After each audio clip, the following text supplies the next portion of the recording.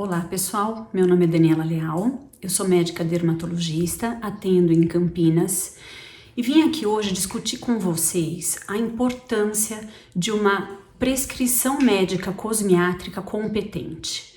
Por que eu falo competente, gente? Porque quando a gente vai prescrever um antihipertensivo, né, é uma medicação, isso está consagrado, isso tem N estudos para nos respaldar, mas e quando a gente vai prescrever um cosmético?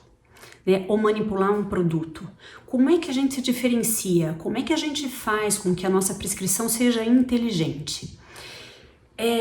Eu comecei trabalhando, né, em 2004 e aí eu vi o pessoal manipular, eu vi o pessoal prescrever filtro solar e eu falava, meu Deus do céu, o que é isso? Nós temos N no mercado, como é que eu vou saber diferenciar um produto do outro?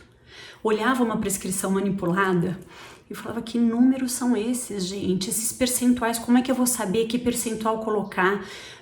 Como é que eu vou saber como mudar um produto ou outro? Né? Porque quais são as nossas fontes de informação quando a gente fala de cosmiatria?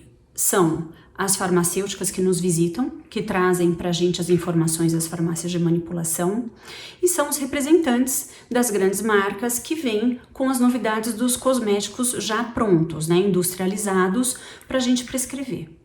Só que se a gente ficar com a informação, por exemplo, do representante, o representante chega para a gente e fala assim, doutora, este creme é um creme para pele atópica. Aí você fala, sim senhor, né? Quem disse que esse creme é para uma pele atópica, né? Vamos entender um pouco que creme é esse, por que é que o representante está posicionando ele para uma pele atópica. Então, essas coisas ficavam na minha cabeça, né? E aí eu falei, cara, eu vou aprender isso. Eu vou dar um jeito de estudar e entender o que está acontecendo. E aí eu fui buscar, só que, gente, isso não é de um dia para o outro, né? Eu tô dizendo para vocês que eu comecei em 2004. Até 2006, 2007, a coisa ainda ia um pouco arrastada, mas aí eu já estava também estudando bastante isso e comecei a conversar muito com vários farmacêuticos e buscar fonte de informação em site, em revistas da área.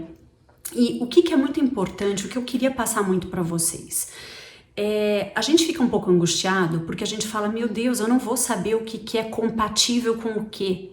Eu não vou saber se esse pH bate com esse ou se esse produto... Nós não temos que saber isso.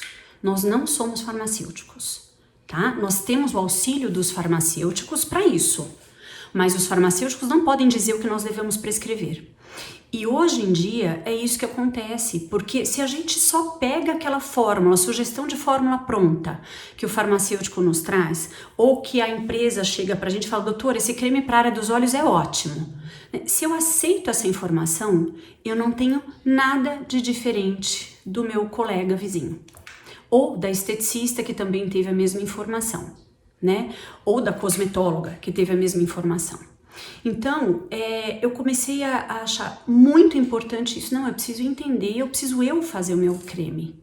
Eu preciso entender cada um desses componentes e eu decidir o que eu vou pôr no creme para a área dos olhos do meu paciente ou no hidratante corporal, se ele é atópico ou não, sou eu que vou decidir os componentes disso. Né? E isso faz toda a diferença, gente, porque os pacientes percebem isso em consulta.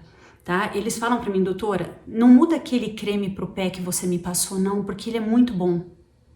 E tem outra coisa, né, gente? Os pacientes, às vezes, eles rodam. Então, sai do nosso consultório, vai pro consultório de outro, só que ele volta. Ele volta e fala, doutora, aquela sua forma é muito boa. E eu levei para tal farmácia, a farmácia falou para mim, nossa, mas eu acabei de receber esse produto e a doutora já tá prescrevendo.